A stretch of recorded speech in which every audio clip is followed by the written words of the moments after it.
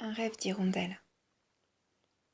Il nous appartient parfois de nous confronter à la réalité de nos rêves pour ne plus les voir comme des obstacles.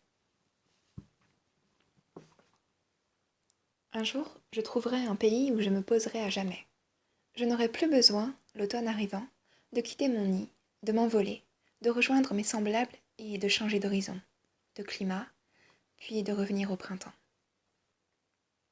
Ce rêve revenait de plus en plus fréquemment dans l'imaginaire d'une hirondelle, et il laissait chaque fois en elle une trace d'amertume, de regret et même de tristesse. Et voilà qu'une année, mais cela se préparait depuis quelques décennies, les températures se stabilisèrent. Les saisons se fondirent l'une dans l'autre. Il n'y avait plus ni hiver ni été, ni printemps ni automne, mais un climat plutôt fade, grisouillou même, quand il faisait soleil, inodore et sans saveur, sans gel scintillant ni canicule ardente, sans floraison étincelante, ni vendange de couleurs. Dans un premier temps, l'hirondelle se réjouit. Ah, je vais pouvoir garder mon nid, le consolider, l'aménager différemment. Je pourrais aussi poursuivre mes activités habituelles, rencontrer les mêmes amis ou même apprendre à nager et faire de l'aquarelle. Bref, cette hirondelle faisait provision de projets et comme la température restait clémente, elle commença à en réaliser quelques-uns. Les jours ressemblant les uns aux autres. L'hiver passa très vite, le printemps revint. Et avec lui, comme elle le faisait depuis toujours de mémoire d'hirondelle, les autres hirondelles qui avaient toutes mêmes migré vers des pays plus chauds et gardé le goût des voyages revinrent aussi.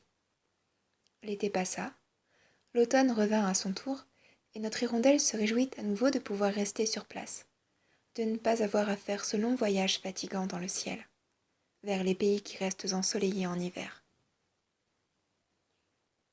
Mais cette année-là, notre hirondelle prit moins de plaisir à rester dans son nid, à volter sur le même territoire de ciel et d'espace qui était le sien. Elle commença même à s'ennuyer, à trouver son nid monotone, ses voisins un peu fades, peu toniques. Mais ce qui lui manquait le plus, c'était de rêver.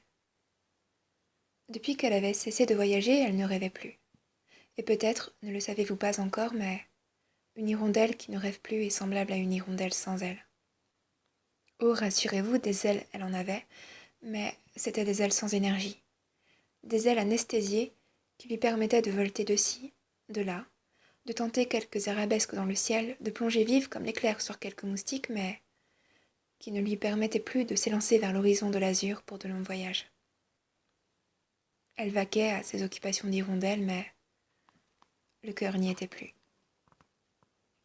Elle possédait pourtant tout ce qu'elle avait désiré pendant de longues années, sans pour autant se sentir heureuse. Un matin, elle reconnut le long de son bec, autour de son plumage, ce qui lui manquait le plus. Le goût de la mer et le bruit du vent qui l'accompagnait dans les grands voyages du passé.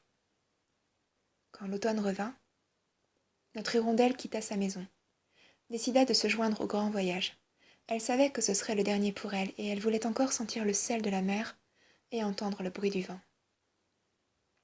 Elle voulait encore une fois se fondre dans le grand flot constitué par des milliers d'ailes et de corps semblables aux siens, suspendus au-dessus des mers et des continents, dans un même élan de vie et de reconnaissance mutuelle.